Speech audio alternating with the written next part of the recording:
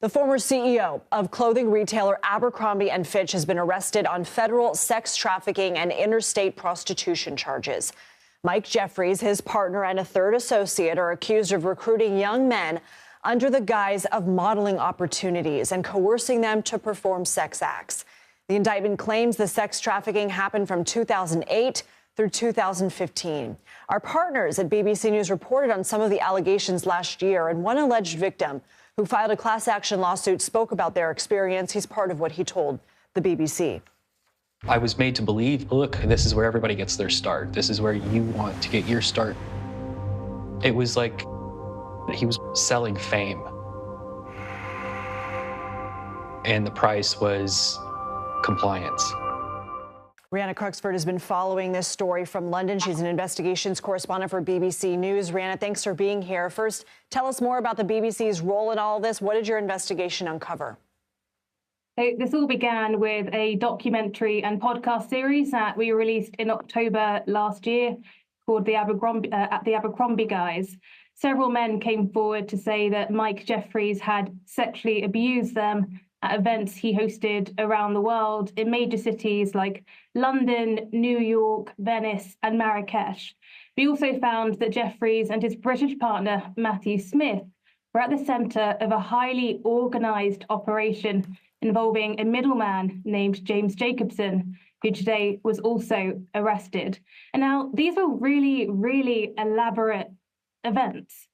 I spoke with a man just last month who told me that back in 2011, he was recruited for a photo shoot in Spain. And when he got there, it wasn't a photo shoot at all.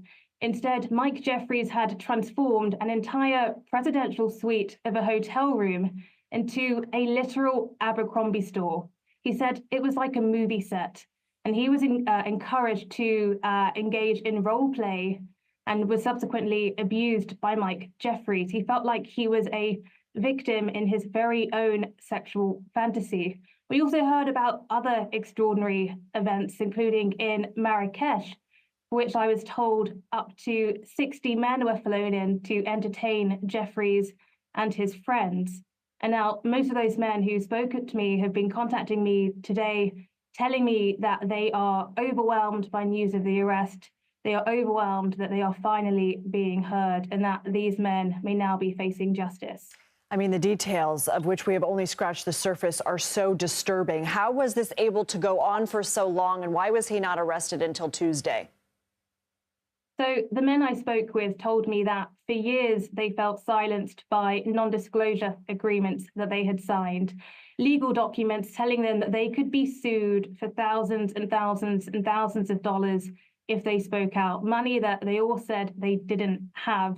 On top of that, we're talking about same-sex abuse. A lot of the victims are men, a lot of whom identify as heterosexual, some of whom are gay, and they said they also felt silenced by intense feelings of shame. Now, it was only because of the BBC's reporting that this came to light last year.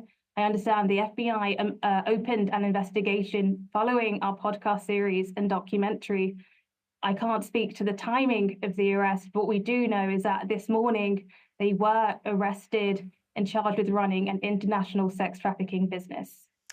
We know Jeffries' attorney has said he would respond in detail to the allegations when appropriate, but plan to do so in the courthouse, not the media. How serious are these charges, and could he potentially face charges in other countries? So tonight, Jeffries was released on bail. He, his partner Matthew Smith, and their middleman James Jacobson are due to appear in federal court on Friday. And if convicted, they could be facing life in prison. Has there been any response from Abercrombie & Fitch? Abercrombie & Fitch today hasn't commented on news of the arrest, but they previously told the BBC that these allegations were abhorrent, and they emphasised to us that they have drastically transformed as a company under new leadership, very much hoping to strike a line under its past, given that Jeffries retired in 2014. Rhianna, from your reporting, if you were across the table from somebody telling them the top lines of what you uncovered, what you think people should walk away from, what would you tell them? This is a story about young men who had dreams to be models, dreams to make it in the fashion and entertainment industry.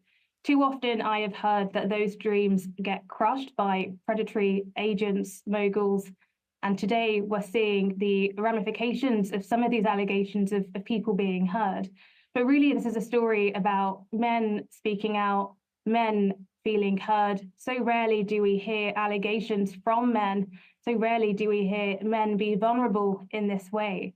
So I would really encourage people to go and listen to the podcast, to listen to their stories in their own words, and really, really reflect on what they say and the impact that this had on them.